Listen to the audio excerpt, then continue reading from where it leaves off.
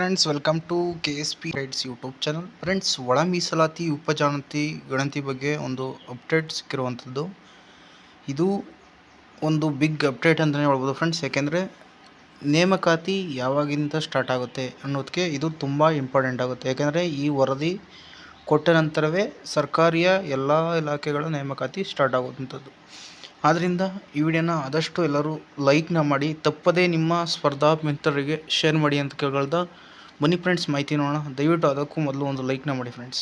ನೋಡಿ ಫ್ರೆಂಡ್ಸ್, ಇದು survey training schedule ಅಂದ್ಬಿಟ್ಟು ನೋಡಿ ಫ್ರೆಂಡ್ಸ್, ಇದು ಮನೆಗೆ ಹೋಗಿ ಉಪಜಾತಿಗಳ ಬಗ್ಗೆ ಒಂದು ಗಣತಿ ಮಾಡಲು ಸರ್ವೇಯರ್ನ ಟ್ರೈನಿಂಗ್ ಕೊಡೋಕ್ಕೆ ಒಂದು ಶೆಡ್ಯೂಲ್ನ ಫಿಕ್ಸ್ ಮಾಡಿರುವಂಥದ್ದು ಸರ್ಕಾರ. 25ರಿಂದ 5ನೇ ತಾರೀಕು 5 ಅಂದರೆ 5/5/2025ರಿಂದ ಸರ್ವೆ ಸ್ಟಾರ್ಟ್ ಆಗುತ್ತೆ ಅಂತ ಹೇಳಿರುವಂಥದ್ದು friends. 28 district level training by master trainers, 29 taluk level training by trainers ULB BBMP ward level.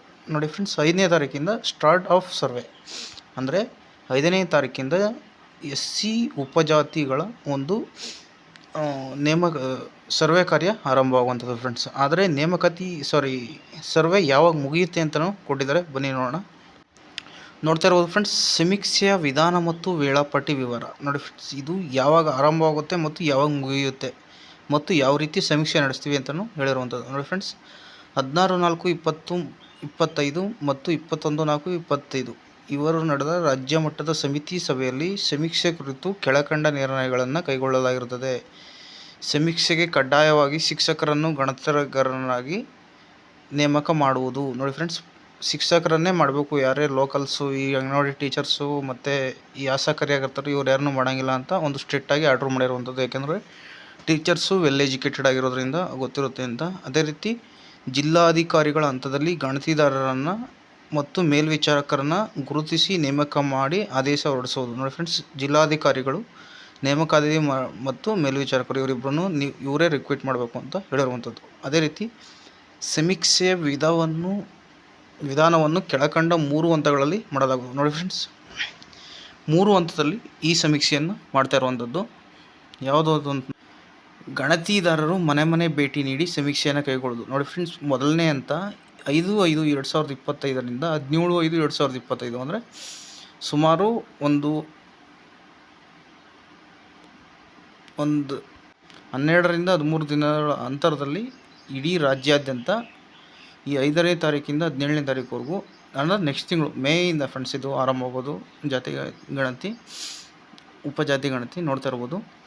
ಅದೇ ರೀತಿ 2ನೇ ಫೇಸ್ ಅಂದರೆ ಮತಗಟ್ಟೆ ಪ್ರದೇಶವಾರು ವಿಶೇಷ ಶಿಬಿರಗಳಲ್ಲಿ ಸಮೀಕ್ಷೆ ಕೈಗೊಳ್ಳುವುದು. ನೋಡಿ ಫ್ರೆಂಡ್ಸ್, ಮತಗಟ್ಟೆ ಅಂದರೆ ಬೂತ್ ಅಂತ ಹೇಳ್ತೀವಲ್ಲ ಫ್ರೆಂಡ್ಸ್, ಅದೇ ಈ ಓಟ್ ಹಾಕೋ ಟೈಮಲ್ಲಿ ಆ ಪ್ರದೇಶವಾರು ವಿಶೇಷ ಶಿಬಿರಗಳನ್ನು ಏರ್ಪಡಿಸಿ ಸಮೀಕ್ಷೆಯನ್ನು ಮಾಡುವುದು. ಅದೇ ರೀತಿ ಇನ್ನೊಂದು ಆಪ್ಷನ್ನ ಕೊಟ್ಟಿದ್ದಾರೆ. ಅವರು ಮನೇಲಿಲ್ಲ, ಅವರು ಬಂದಿಲ್ಲ ಅಂದರೆ ಸ್ವಯಂ ಘೋಷಣೆ ಆನ್ಲೈನ್ ಮೂಲಕ ಕೂಡ ನೀವು ಯಾವ ಒಂದು SC ಉಪಜಾತಿಯನ್ನು ಮೆನ್ಷನ್ ಮಾಡ್ಬೋದು ಅಂತ ಸರ್ಕಾರ ಹೇಳಿರುವಂಥದ್ದು. 19/5/2019ರಿಂದ 23ರವರೆಗೂ ನೀವು ಸ್ವಯಂ ಘೋಷಣೆಗೆ ಒಂದು ಅವಕಾಶವನ್ನು ಕೊಡ್ತಾರೆ.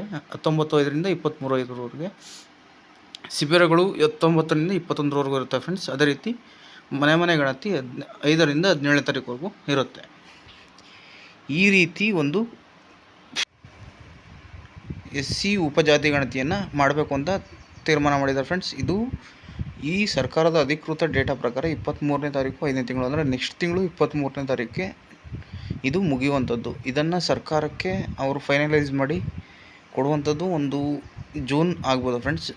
ಜೂನ್ ಅಂದರೆ ಅವರು ಸರ್ಕಾರ ಎಲ್ಲನೂ ಪರಿಶೀಲಿಸಿ ಕ್ಯಾಬಿನೆಟಲ್ಲಿ ಒಪ್ಪಿಗೆ ಪಡೆದು ಅವರು ಸರ್ಕಾರ ಅಧಿವೇಶನ ಹೊಡ್ಸೋಕ್ಕೆ ಒಂದು ಜುಲೈ ಅಥವಾ ಆಗಸ್ಟ್. ನೋಡಿ ಫ್ರೆಂಡ್ಸ್, 7 ಅಥವಾ 8ನೇ ತಿಂಗಳಲ್ಲಿ ಸರ್ಕಾರದ ಒಂದು SC ಉಪಜಾತಿ ಗಣತಿಯ ಒಳ ಮೀಸಲಾತಿಯ ಒಂದು ವರದಿ ಬಂದು ನೇಮಕಾತಿ ಸ್ಟಾರ್ಟ್ ಆಗುವ ಎಲ್ಲ ಸಂದರ್ಭ ಇದೆ ಫ್ರೆಂಡ್ಸ್. ಆದ್ದರಿಂದ ಸ್ಪರ್ಧಾರ್ಥಿಗಳು ದಯವಿಟ್ಟು ಈಗಿನಿಂದಲೇ ನಿಮ್ಮ ಸ್ಟಡಿ ಕಡೆ ಗಮನ ಕೊಡಬೇಕು ಕೇಳ್ಕೊಳ್ತಾ ಈ ವಿಡಿಯೋನ ಇಲ್ಲೇ ಮುಗಿಸ್ತಿದ್ವಿ. Thank you for watching.